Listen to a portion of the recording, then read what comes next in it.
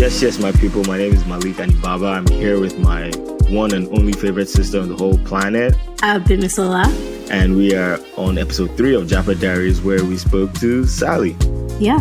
Sally is a model, a student, a consultant, and everything in between. And what she talked to us about, Malik?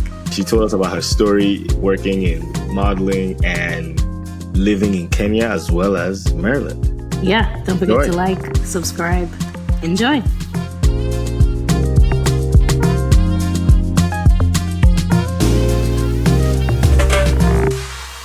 Next. Do you want to introduce yourself, or do you think sure. I should? I think you should go for it. Yeah. So my name is Salimata Sanfo, but everyone calls me Sally. I am a senior at the College of William & Mary, and I'm a full-time model.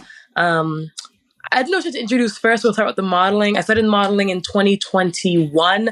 I posted a picture on Instagram with a Telfar bag, and I tagged the brand. And Telfar saw the picture, and they were like, "We like her look. We like how she looks, styles herself."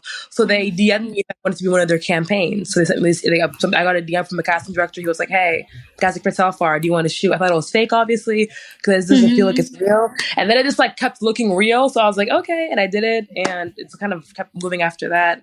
I signed with my agency in New York, started going to New York a lot more, started doing things. And now it's been about a little over a year and we're here. Okay, We're definitely going to dive into that 100% because we need to know what's happening at each point, each stage, that kind of thing. Of course. But first, I noticed your last name, Sanfo, so you are from the continent. Yes, my dad is Burkinabé, I'm Kenyan. So your dad is from where? Burkina Faso. And mom's from Kenya. So where would you consider home?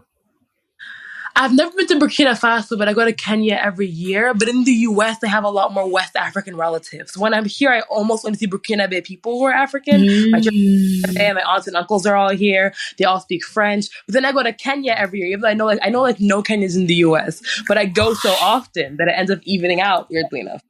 Interesting. Parlez français? Comme ci, comme ça. Depends on who you ask. Depends on the time of day. Umpu. I know zero. Como se dice? That's Spanish. I'm happy that she asked me too many questions because it would have casted immediately. Yeah. Oh my goodness. That is so crazy. Malik and I did some research at the beginning of this. We were like, so what do you call people from Burkina Faso? And then we discovered, is it Burkinabé? Burkinabé, yeah. Burkinabé, yeah. And I was like, that was not even what my first guess was. I think we guessed Burkina Faso or something. That made the most sense. But when we looked up the results, it was embarrassing. Yeah. So now we know. Now we know. Yeah. We're better off for it.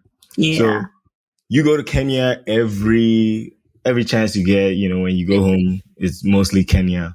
So when did you grow up there? I did the same thing growing up, so I didn't grow up there, but I was going back pretty often still. My mom loves it there. My dad also loves it there, even though he's from West Africa.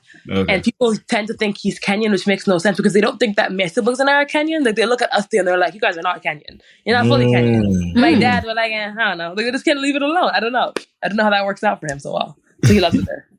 Okay. Question. Where did your parents meet? Because it seems like y'all are across. Yeah, I need to center me right now. Where did your parents meet? They actually had a really crazy meeting story. They met in DC. Back then, this was the early 90s. There weren't many Africans in the US yet. It was a very small diaspora. So my mom was walking on the street one day, and this man comes up to her, my dad's best friend, and he's like, "Yo, when you meet my best friend, you're gonna love him. You meet my best friend." My mom's like, "No, leave me alone. Who is this man? Stop talking to me, blah, blah." And the man falls to her for $3. I'm like, "No, my best friend, you don't understand. You would love him. You're gonna you need to meet him. He would love you to meet my best friend." She's like, "No." So I got you a girl. A year later, that guy she met on the street is dating her roommate. He comes to their house to pick them up for a party, and he's like, "Oh my God, you from the street last year. My best friend will be at this party if I'm gonna meet him tonight." And my mom was like, "No, oh my God, I don't want to meet this man, blah, blah, blah, blah." But she already had gotten ready and everything, and it was a New Year's party, and her friends were like, "You can't back out now." So she went, and they were the only non-couple there. It's a New Year's party. And my dad only spoke French. The signs were many. Yeah. My Why is she dad still in only spoke denial? French at the time. Like, he didn't speak any English. So they just sat there in silence the whole night. Like, there was nothing else to do because everyone else No, was in they the were couple besides talking. them They were two. talking. They were talking with their eyes. They were talking. Yeah. But you know, Africans, you don't need too much language. You can just point to your lips. Yeah. So they dated for a year while my dad was learning English, and my mom went to England and came back, and they kept dating, and now it's been like 30 years, and they're still here. Now they both speak French and English. So The best friend award goes to. No, facts. I know. Facts. Like, if he's not best man, like, he should fight. No, for sure. Oh, for sure. Oh, yeah. Oh, for sure. Yeah. How about you? Going back and forth. I want to talk a little bit about your immigrant experience. Like, when did you first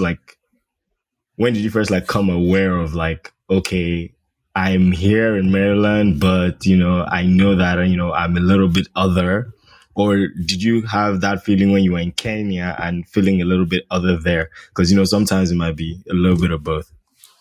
Honestly, this is going to sound really weird, but I think I knew I was African before I knew what my actual name was, if that makes sense. Like, I don't remember not knowing that I was, like, never not knowing that I was African. That sounds really strange. But, like, for as long as I've known, I knew that I was African. I remember being, like, a little kid and just like, my dad's from Burkina Faso, my mom's from Kenya. I remember being, like, in preschool and, like, knowing, like, my parents are African. I had a very strong understanding of it.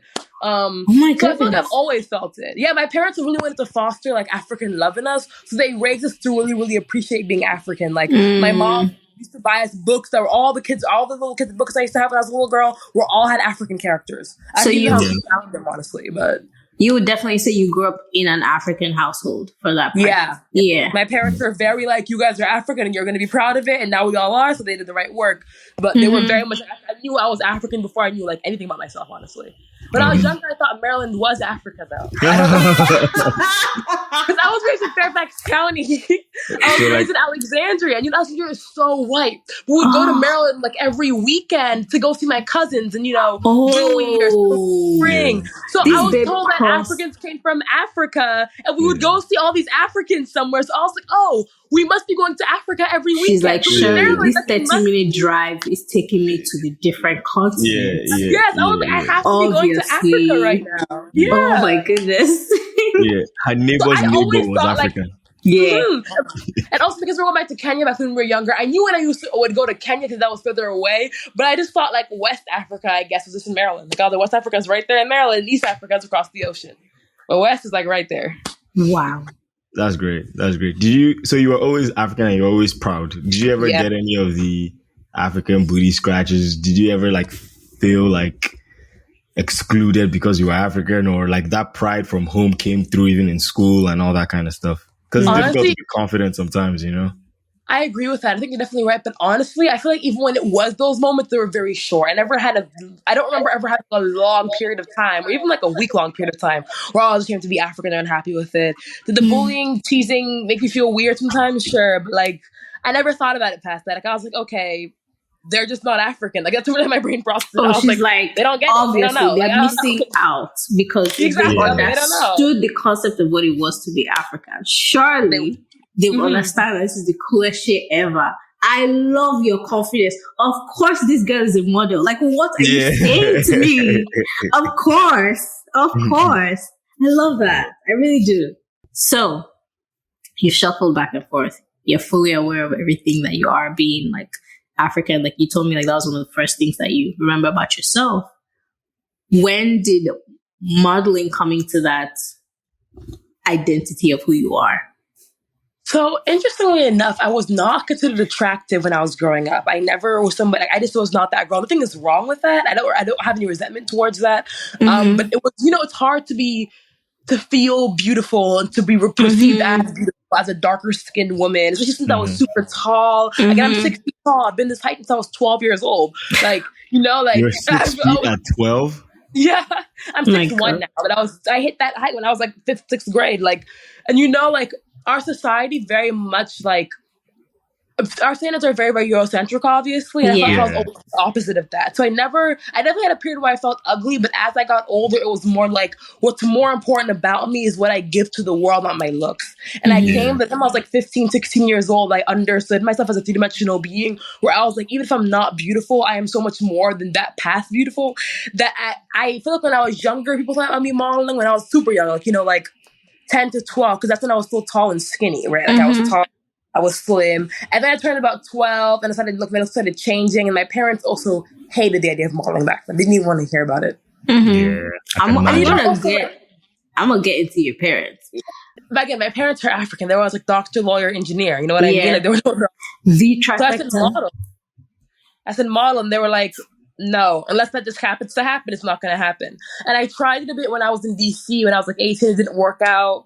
I sent with an agency in Richmond when I was 2020, I want to say that year, 2020, in November of that year. They took pictures of me that did nothing with me. It didn't work out. I just wasn't the right person for them. I was their only plus model. They only had 2 black models and a board of 80 girls. They didn't know what to do with me, so they just didn't do anything with me, if that makes sense. And I remember just being okay, maybe this isn't for me. Like, I just literally was like, this may not be for me. And then Telfar happened. And it just kind of there, I was like, wait a minute, maybe I could do this. And from there, it's been working. Would you say that was the gig? So I posted a picture I bought one of their bags for my birthday as a gift to myself. And I posted the picture of the bag on Instagram and I tagged the Telfar Global, the bag company. That Instagram is his personal Instagram, which, he saw the picture and he was like, oh, I like this girl's look. Put her in the UGG campaign. So they emailed me and they were like, hey, you want to shoot some work for Telfar? They didn't tell me what it was at the time. And I was like, sure, that sounds fun. So I went to DC. And the night before the shoot, I get an email. It's like the Telfar UGG 2022 campaign. And I was like, this is a big deal.